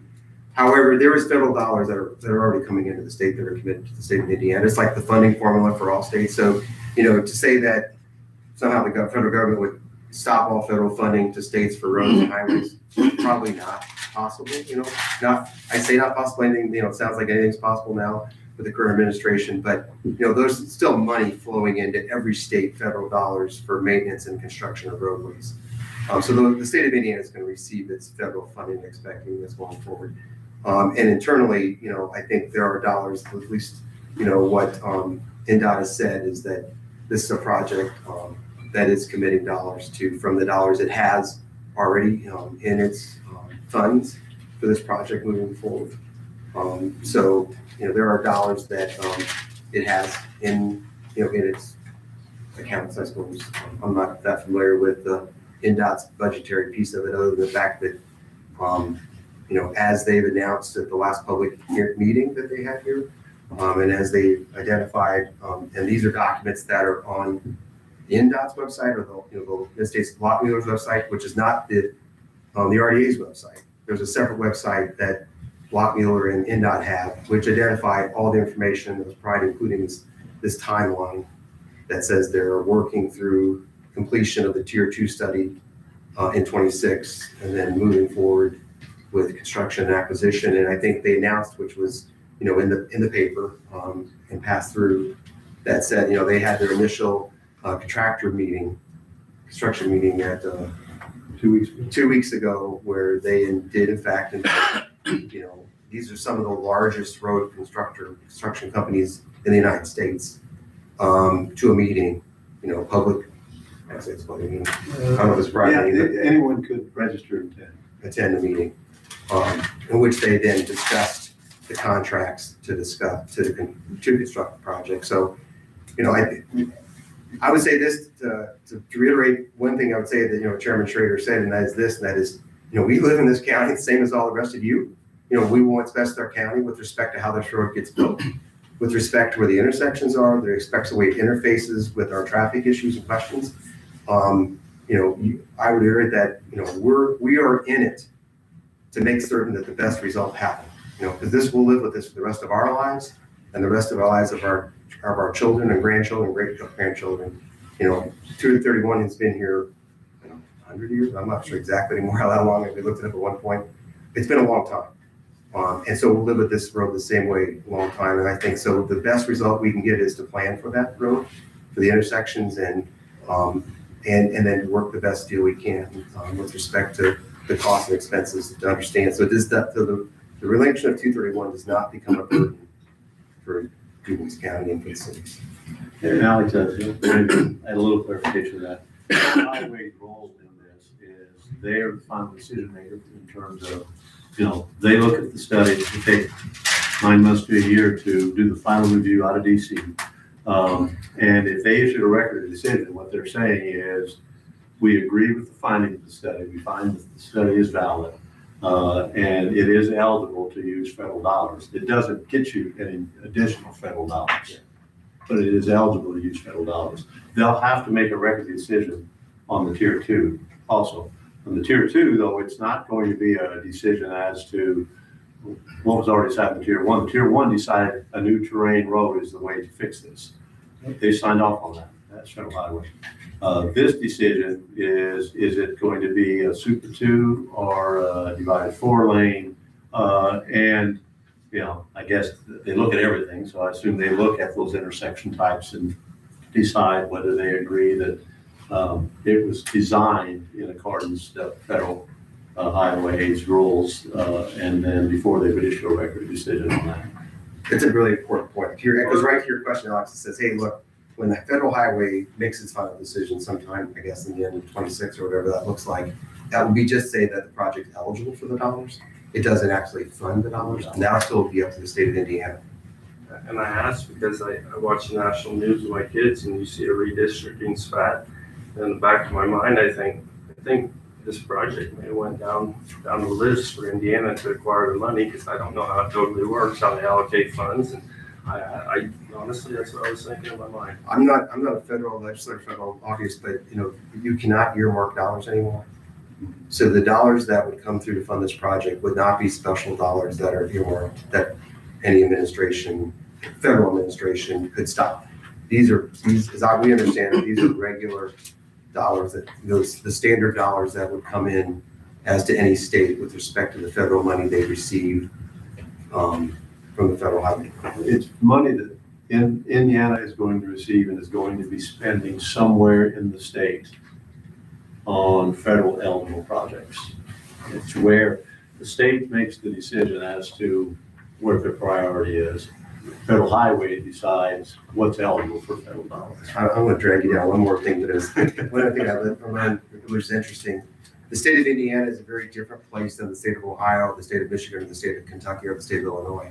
In each of those states, in Kentucky, the legislature makes the decision, not the highway department. In Ohio, there's multiple highway departments where they divide the budget up over the state. Michigan's a little different, Illinois is even a little different than that. In Indiana, the INDOT makes the decision about what the money gets spent. So it's not the legislature. The money comes over from the feds, down to the state, but the INDOT as an agency prioritizes the projects that it wants to spend on. So that when those dollars come in, which is important because those dollars will come in to the state and INDOT will make the decision about how it spends the money versus it being a political decision like it is in the state of Kentucky. So government appointees matter in that city, that's what you're saying. Yeah, for the in INDOT, that's right, to make a decision about how they rank pieces and what it looks like and they're eligible, right? So that's the issue here, that this project technically until the tier 2 goes final through the study, there's still work to be done in the tier 2 study, and then it has to go up through all the agencies. Those reviews are happening now, but they have to be final, and then they're be eligible. So, finishing up here and what the council needs to do here, one way or the other. You had mentioned, I think, that, we were supposed to make a decision 12 months or not less than 18 months before. So who's going to follow up? Are you going to follow up on the legislation? Yes, so thank you, Mike. I think two things that are happening is that, where we're trying to get a better clarification. One of the things we did do is call the IEDC, talk to the IEDC, ask the questions if they could give us an answer. They couldn't. We talked to the State Board of Accounts, say, hey, can you give us an answer about that piece? They haven't. So we're now turning to the other government agencies to try to get clarity about things we have asked other agencies, the RDAs, and asked those questions. Interestingly enough, there are 2 RDAs in the state that are permanent. They don't have an 8-year. They go on. There's other ones, some that have renewed, some have not renewed. Like what you're telling us, there's an acre piece we have to renew. So I think this is one of those things that we also look at. If you look at the statute, if you don't do anything, it looks like things continue. So I don't know that for certain. I wouldn't give you that as a legal opinion, but we've talked to the legal counsels for the cities and for the county to say, hey, look, these are issues that it's not clear, but it's a question that we'd like to give you some clarity on, and then either bring it back to the council can consider about what it wants to do, understanding better what its options are. And are there term limits also? No, you can go on forever, but it's, it has to be, your commitment is for 8 years as an RDA. So you committed to 8 years, but you can, at least for 8 years. Then after that, you can make decisions about renewal, or if you're going to, at some point, even if you committed to another 8 years, you could still withdraw at some point during the 8-year period after the initial 8-year period. At least that's what our reading data says of what we think the statute says, because it says you have to stay there for at least 8 years. And then it does say that there are rights to withdraw after the 8 years during different parts, subject to some notices and some pieces. And it looks like some winding down issues. I think they were thinking about if there's projects ongoing or money to be spent or money's committed what does that look like for the rest of the members? And Mike, we believe, and Bill has talked to the state, and one of the things that we're waiting for approval or consent on, we believe our expiration date is May 15th next year of our 8 years. That was the final step to the organizing. It was 8 years before that. I think it's right, Bill. It's I think May 11th. May 11th, okay, it's in the packet. But we believe that is the final date, so. Well, if it's an 8-year piece, if the government says maybe, if you do nothing, it continues on, Yeah, our initial period though Yeah. would expire Yeah. on May the 11th. Okay. 8 years would pass from the organizational standpoint. So- That's technically one possibility. So you'll try to get clarification for the Yes. council? No, we think it's important to let you know and to let your attorneys know that says, hey, here's what your options are, here's what it looks like, here's what you can or cannot do, and then you guys can make a decision about what you want to do. Okay, and because, I mean, and I think all the council got this, we reached out to the, our county attorney, Yes. and he's just saying that, we must adopt an ordinance that either commits the county for an additional 8 years. I mean, this is his opinion. Yeah. Or we withdraw, from the. Yeah, and it looks like there's a couple of other Yeah. pieces that may or may not I be, think, so. we're not gonna make any kind of decision today because I don't think we got sufficient information to do it. Yeah. I mean, the only thing I wanna say, is, I think as a county council, we have to, consider what the RDA is doing. There are in between NDOT, if it's a 95% chance this is gonna move forward. I don't know if the county has the personnel to be able to handle, the communications and the monies and, I'm not saying they're gonna be monies, but that's my next point. But I'm just saying, I think the RDA is doing that for the county, that part of it. So that's my opinion and. And I say, Mike, to Chairman Trader's position, we want to take direction. We are a representative body, the RDA is, so if there are issues or questions that, this council wants to see addressed or asked, then I think that information should flow through to the RDA, and the RDA should take up that flag on behalf of the county. I'm just saying, if we would withdraw, now we got a board here that's gonna have to take it up, or the commissioners are gonna have, we don't have a county administrator to be able to handle the communications. And, we meet once a month, so that's not gonna work, so. And you don't want any additional meetings. And Mike, there are advantages in being retired, but you're right. I mean, if you do this, it takes time, much of my wife's chagrin. I drove to New Haven, which is outside Fort Wayne, to look at a quadrant intersection that NDOT said, here's an example of what one of these would look like. Last week, it was 500 mile drive that day. I'm retired, I can do that, but it does take time. Yeah. It does take time. So I guess my other point would be is if we would, on a positive side, if we would decide to maintain the RDA, I think the wording, some of the wording that we discussed here today is that, the county would not be liable for any kind of fiscal, financial part of the running the operations of the RDA. And, that you mentioned, I don't think the acquisition, you can bond things, you can acquire land, but you gotta have financial, and that still would remain with this body and the.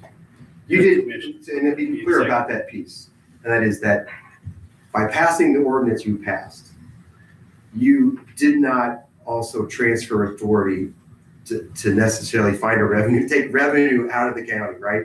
Those are statutory rights that the RDA has, and when it forms, it has the thing. But for the RDA to do anything else, it has to come back and ask for money. It couldn't bond without a revenue source. It'd have to come back to this county and to the city of Jasper, Huntingburg, and to Spencer County and say, hey, can we have permission to use part of the revenues as part of a project or budget? It could independently create a revenue source. Right. It is wholly dependent upon the revenue that comes from the agencies or the bodies to which it is piece of that, or the right to get dollars from private. And I just wanted to make that clear to the council, you know. so- Like the other thing I would say, because it would help the RDA if the decision is to go forward, clarifying exactly what you're wanting us to do would be helpful for us. You know, kind of share, here's what we're doing, because we think that's what you want us to do. And we're happy, I think the other side is if you want to, I mean, obviously not spend this much time, but, you know, if we're part of some of the regular agenda and even in the interim until this gets resolved for questions that are coming up, because this project has certainly accelerated beyond any of our expectations of relief of what's going forward. So that there is a lot of, I mean, we went from a sleepy project at one point with a less than 5% chance to a project now that appears to have, you know, greater than a 95% chance, you know, in this year. So 2026 there will be a lot happening in 2026. I appreciate it. And we apologize, we realize you guys thought, okay, we'll slide in this meeting, the last one of the year, and it'll be quick. Yeah. We apologize that No, we made it not quick. Thank you for your service. Thanks for your time. I appreciate And it. thank you all of you, genuinely. I was a little anxious to come up and speak this morning, but I thank you for your respect and fellow citizens. So thank you very much. Really? I don't want to We're get full. gonna take a restroom break here. Again, there's public sign-in, public comment at the end of the meeting. If anyone else wants to sign it, it got passed around. But you're welcome to put your name on it. And you're allowed 3 minutes to speak. So. Thanks. That's what I put it in. To make it clear, because it naturally.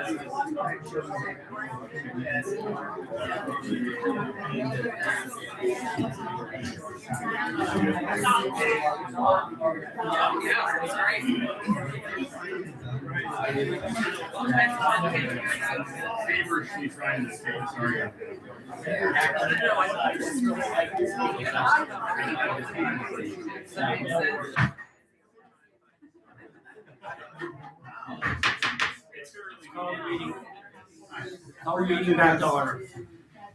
Okay, start it.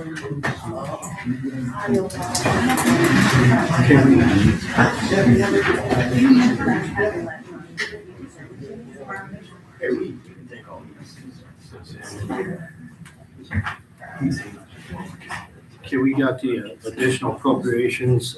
Let's start the, one with the meeting. For $45,000 for the Community Vault LLP contract for the Region Sewer District organization, formation and establishment of the regional board. So, yeah, $45,000. So does anyone have any discussion on that? That I got a show of hands last meeting. So I'll make a motion to approve 45,000 for I'll be happy to second that. so we got Craig and Meredith, discussion. Otherwise, all in favor, say aye. Aye. Anyone opposed?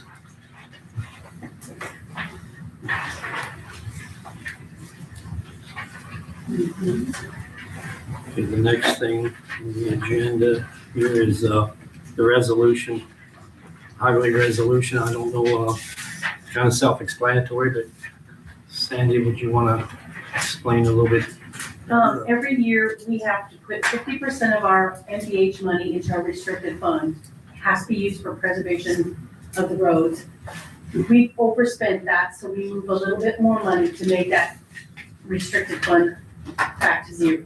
Okay, We have to do at least 50%, and we did a little bit more. and that's by the state legislature, right? They set that up, and now we're talking about a I guess a transfer of $346,106.95, right? Right.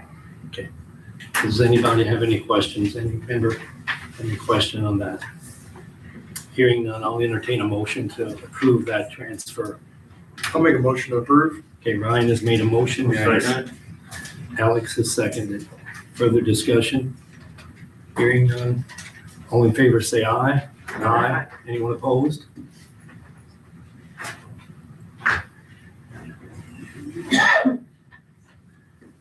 And then we have transfer from the community corrections. Is that, The community corrections adult grant, he has $144.73 left in travel and training that he wants to transfer into health insurance so he can, that grant will be zero then. We've spent all the money. that makes sense? Anybody got any questions on that or concerns? Otherwise, I'll make a motion to approve. okay, Ryan has made a motion. Doug, did you second it? Doug seconded. Further discussion? Otherwise, all in favor, say aye. Aye. Anyone opposed?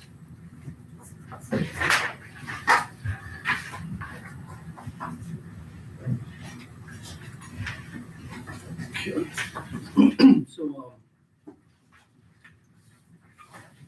the next thing I think I want to bring up here, I think the auditor always, they got a few more days here in the year before, to balance the funds. And if there is an issue here that would come up in the next 2 days or 3 days, I would like to have a consensus to give myself as the president authority to approve any needed transfer, and I'll naturally follow up with a notification to the council.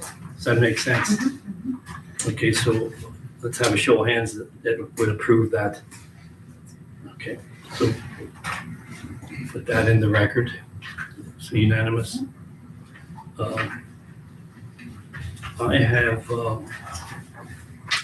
I just think our next meeting is on Wednesday, January 21st at 4:30. I want to make sure. So a long meeting here so far. Does anyone else have any? Do you have something? I'm sorry. No, I wanted to let you know that we have not received the 2026 budget order as of yet. 2 schools did some bonding, so we won't probably get ours until early January. Does that cause It effect? doesn't cause any issues, it's just our budget's not totally approved yet. So Okay. we're waiting on the final budget order. Well, thank you for sharing that. I think by statute, they have to give it to us by January 15th. Does anyone else have any issues that came up since the 15th of December besides? So, okay, well, I guess I'll open the floor up. Is there anything? Do you think with the new software, we would have possibly any issues transferring, or would you have started that before the year end? We're hoping that the new software shows us the budget amount, and when people put in their claims, it'll tell them how much they have left in that line item. So we're hoping it makes it better. I just didn't know if the transition would have any issues that could happen before year end, so I'll use my ask. For this year, no, we don't really start until No, January. the new They've got our data. They're gonna start with our first payroll on Friday. So next year, Should be. we have nothing more this year. Yeah, we should be hopefully finished, but today we're still posting, so. Okay. Anything else? Otherwise, I'm going to open the meeting up for public comment. And I did pass around a sign-in sheet, and you have 3 minutes to address what you want to say. We're going to probably keep time, because this has been but we want to hear your comments. But so Brad, you're first. You need to come up and state your name and where you live in County Du Bois. Hopefully, Great. My name is Brad Hoaxall. I'm a Du Bois County resident as well. And I only have 3 minutes to respond to this gish galloping of straw men and misunderstandings that I've been hearing. First off, I don't doubt Mr. Kaiser's sincerity. I do doubt his neutrality. He's a corporate attorney who works specifically for the RDA. I strongly recommend you consult with an attorney, preferably a constitutional attorney, one who works for you, not the RDA. Another point, Jasper and Huntingburg cannot withdraw from the RDA unless the county withdraws. They will be held hostage as members unless you pull out. And Jasper and Huntingburg are still members, according to my reading. Again, I'm not an expert, even if you withdraw. So if the county's not involved and Jasper and Huntingburg are the only ones that are involved, I don't see how that hurts you or ties your hands in any way. This body should preserve its own power and obligation to represent its constituents, not ceded. The RDA right now is at odds with 81% of those constituents. And that puts you each in opposition to 81% of those constituents should you choose to remain members. And that brings me to the poll. The poll was done by Public Policy Poll, a highly respected pollster. They were rated A- by Nate Silver of 538 fame, now at the Silver Bulletin. This poll had 16,000 people contacted. That's half of all registered voters in the county. A lot of them didn't answer. That's exactly what pollsters do. The standard response rate is about 4%. If you do the math, that's about exactly how many were contacted. 1,500 is enough to poll the entire population of registered voters in the United States, which is 170 million people. And Mr. Kaiser may have gone to law school, but he must not have taken statistics, and I have. I'm not an expert, but I did contact the tenured DePaul University statistics professor who did the math for me. This poll has a margin of error of less than 4%. The odds that the poll's an outlier and off by 8% is about 1 in 36,000. The odds that it's off by 10% is well over 1 in a million, and that still means that there's 71% opposition to this road, even at the 1 in a million odds. Also, I see the body's been buried with paperwork, but I don't understand why you weren't contacted about the deadline to withdraw on the statutory obligations over 13 months ago when the deadline started. Right now, this law has not been tested. Again, I recommend you contact your own lawyer. None of this has ever gone to court. The powers are broad. To my knowledge, they haven't been tried. It's time. Okay. Thank you. Jason McCollum. Thank you. My name is Jason McCoy. I'm a Martin County resident, but doing businesses here in Du Bois County, commercial real estate. 3 minutes is not enough to respond to an hour and 45 minutes. To your question, Eric Doden under Pence and the EIDC set up the RDAs. When Senate Bill 128, pinned by Messmer and Braun, came down, I reached out to Eric Doden, who was a gubernatorial candidate at that time, and I said, can you take a look at this? You come down and take a look at what's happening down here, and Eric Doden did. He's the father of the RDAs here in Indiana, and when he came and he saw what was going on down here, he said, this is a corruption and a bastardization of what we set up under Pence's administration. They're using this for one specific thing to get this thing through. This is not what we had in mind. This is why California is getting rid of all of their RDAs right now. With regard to the poll, I asked Dean Vonderheit, our mayor, who I consider a personal friend, please do your own poll. Do your own poll. Do a poll. They just did one up here in Lebanon. They sent it out in the electric building. He said, no, we're not interested in doing that. And I understand why. With regard to Bill Kaiser's assertion that there was transparency, I've done business with Bill for years. I have a great deal of respect for him. I consider him a friend, but there is no transparency with regard to this. The record of decision came out, and in Martin County, I asked our county commissioners, well, what's your take on the road? They didn't know about a road. I said, what do you mean you don't know about a road? It's a 4-lane interstate coming through our county. We don't have any idea about it. Well, yeah, the RDA. What's the RDA?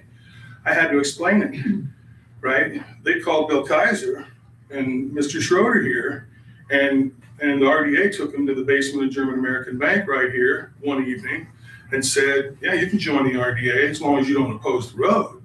But if you're going to oppose the road, we don't need you. We don't want you. And they plan to testify to that when we litigate over here. With regard to local influence, to say that there's not been local influence is patently untrue. Go back and read the original articles from the Du Bois County Free Press. NDOT was not on board, not even close, until they appointed David Drake, right, an NDOT insider to come down. Hank Minke bragged in an article in the Du Bois County Free Press about how quickly things turned when he brought in the right people. Mr. Schroeder saying that he doesn't have a vested interest in this, Mr. Schroeder was quoted in an article, his words, right? We believe that if we build this road, we can capture this semi-tractor trailer traffic coming through Bowling Green. We need this semi-tractor trailer traffic coming through Du Bois County. We want this opportunity of all this semi-tractor trailer traffic coming through Du Bois County. His words, he was quoted, I'm paraphrasing. The RDA has major power, and even though Mr. Kaiser has said, oh, well, no, we're not going to do all that. We can, but we're not going to. That's a slippery slope. It is political. We all know that this is Mike Braun and Hank Minke's road. We're at time, Jason. Apologies. Thank you. Mr. Won't take me long. I'm a man of few words. Hi, you guys. I know y'all, like y'all. I want you to know that I was not contacted for the poll, or the results would have been higher against the road. Okay, I'll make that clear. I've got a lot of confidence in it. 2% is pretty well nationally thought. This was a well-meaning project that was poorly thought out in respect to the people it was meant to serve, which is the people in this room. It became aloof and tended to sidestep the very people who this road was meant to help. Do you really want about 150 property owners to go into condemnation?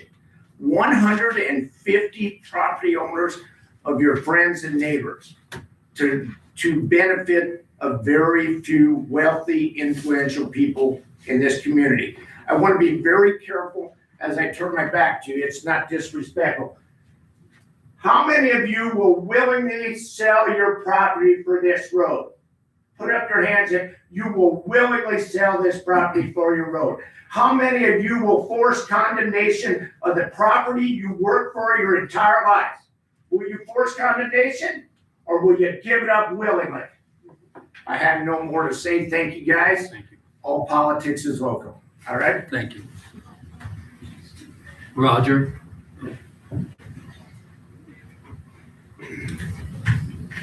If you'd introduce yourself. Yeah, Roger Pond, county resident.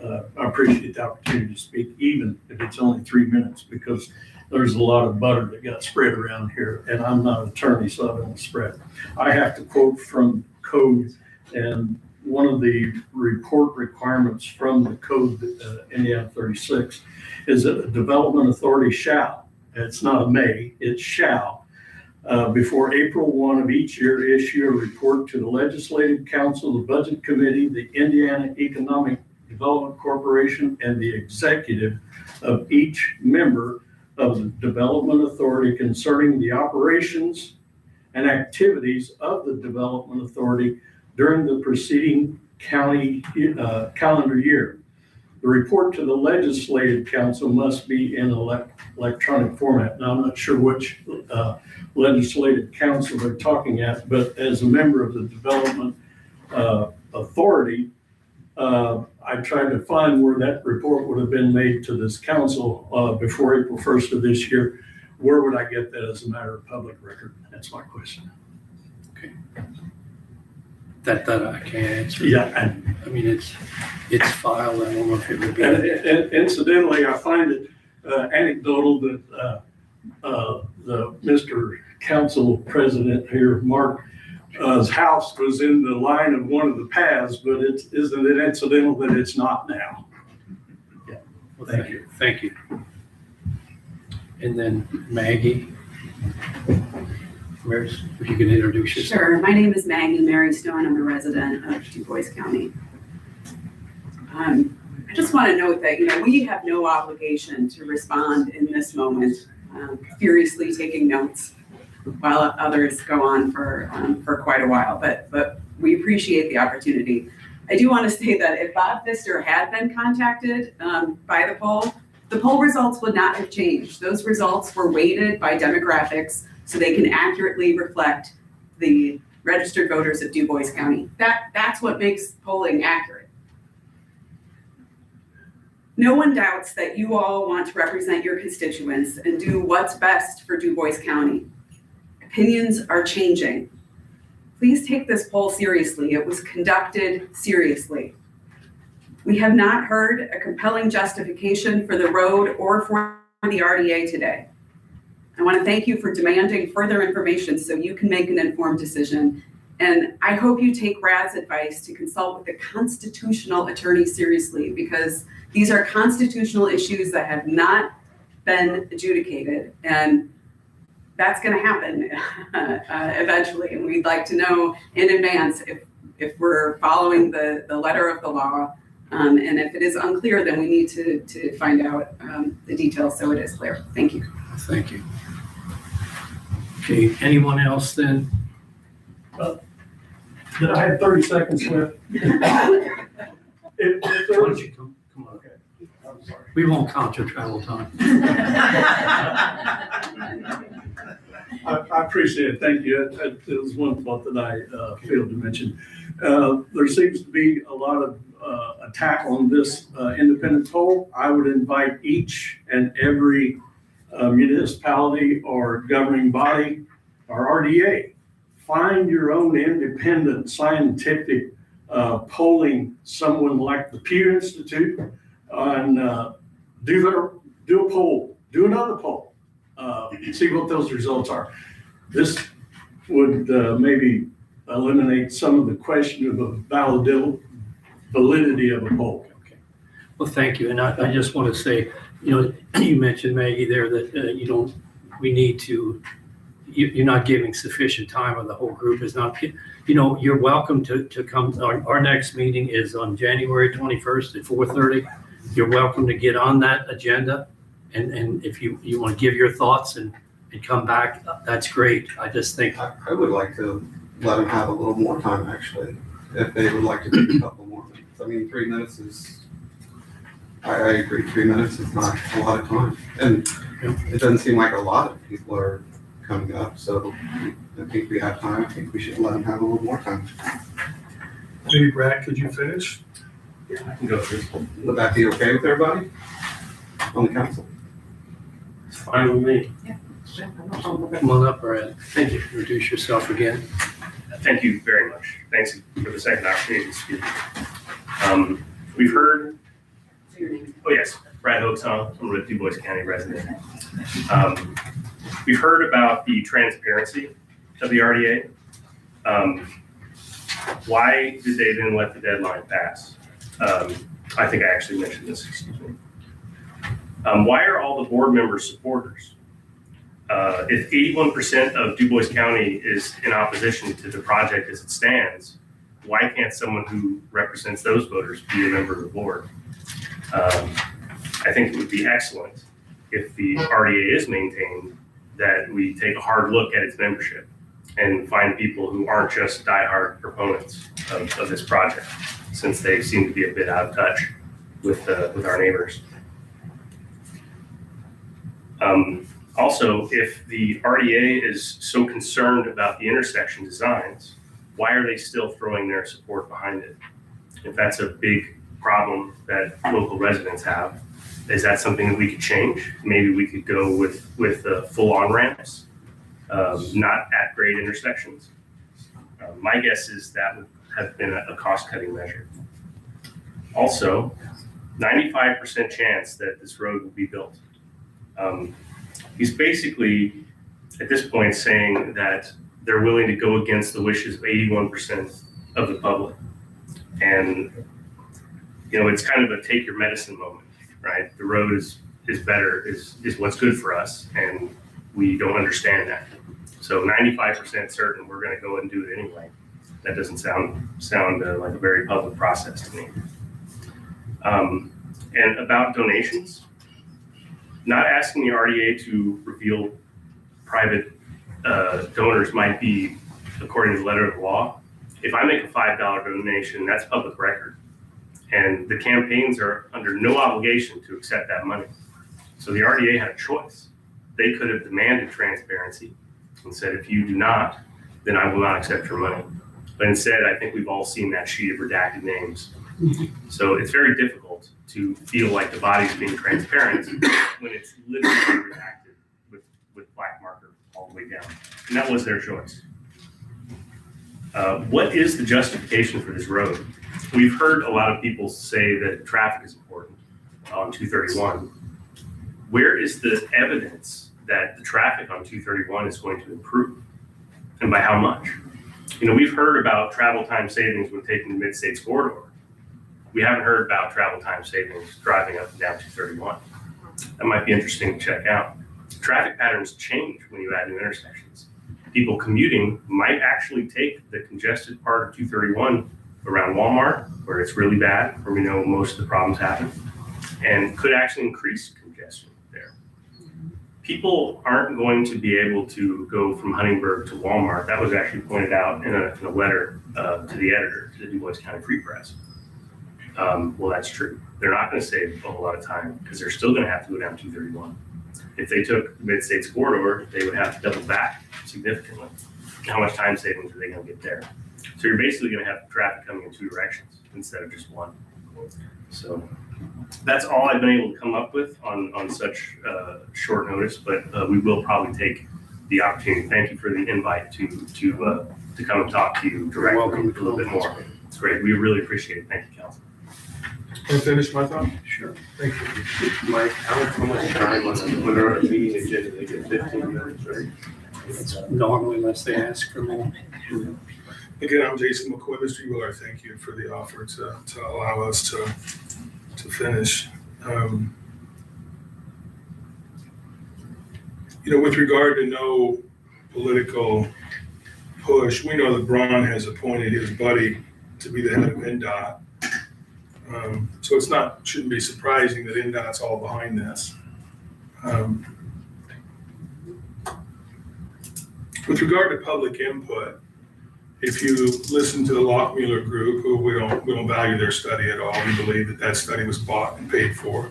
It's clear, right? We're going to bring these issues up in litigation across the street when we get there, and that's where this is all headed, to litigation. We'll depose these people, and we'll cross that bridge when we come to it. But to say that public input, if you listen to them, go back and look at their website and their Facebook page. We value public input. One of the greatest parts about this process is the wonderful feedback that we get from the public. That doesn't mean anything. That's just them checking a box. We don't appreciate that. When just out of the other side of Jason DuPont's mouth, who works for NDOT, and Kiana Wheeler's mouth said, and I'll quote to one of our members here, when are you people going to get this through your head? We're going to build this road and you can't do anything about it. Those aren't statements that should be made by these people. I can tell you that the majority of Indiana senators now that are becoming wise to this, I hear in the last 72 hours, are becoming vehemently opposed to this. So whereas before, a year ago, when 3 years ago, people like Craig Knies donated money to the RDA. Here's a man who's in the road building business. He's in the construction road building business, owns trucks that moves gravel, owns a quarry. The quarry's gravel has publicly come out against it, saying that as we learn more about it, as we understand more about it, we can't in good conscience. It's fiscally irresponsible. It's going to irrevocably change our community for the worse. Here's a guy that stands to benefit tens of millions of dollars. The courage that it must take for somebody like that to stand up and say that, to me, is measurable. There's a 95% chance that this is a done deal. We've all heard, it's a done deal. It's a done deal. I've spoken to some of you privately, and you've told me, they say it's a done deal. We hear that a lot. That is classic Art of War, Sun Tzu. Read the Art of War, Sun Tzu. That's classic propaganda manipulation. Read Marcus Aurelius' Meditations. It's all right there. It's in Machiavelli. It's all right there. It's simply not the truth. I'll make one more analogy here, and this might seem like a stretch, but it's not, right? Post-World War Germany, after the Treaty of Versailles, Germany was in the toilet, and it needed help. It needed economic development badly. Way worse than what's going on here. This county thrives. This community is thriving, okay? And a man stepped up and was offering help, and it looked good. And one of the first things he wanted was Czechoslovakia. He wanted Czechoslovakia. He wanted the hinterland, okay? He started rattling his war saber, and Neville Chamberlain, the Prime Minister of Great Britain, came to Berlin and offered him. It wasn't his to give. Czechoslovakia didn't belong to Neville Chamberlain to give to Hitler. He did it to appease him. Okay, take this. And Hitler promised, I won't invade Poland. I won't invade France. So we know what happened. And 60 million people died because of it. Some of our ancestors had to fight to clean that up. This is similar in that this county, this community is not yours to hand over to these people who want for economic development. It doesn't belong to you. It doesn't belong to the city. We've asked you. You came to us and you said, would you elect us, please, to represent you? And we said, yes. And you're here. And the poll is beyond contestation. We hope that they work hard to try to circumvent the results of that poll. We hope that they do their own poll. It's beyond contestation. Your constituents don't want this. Please consider that. Thank you for the extra time. Anyone else want to extend their time? Okay, so I don't think I have anything else. Entertain closing the Make meeting. a motion to adjourn. 1 second. First and second, all in favor, say aye. Aye.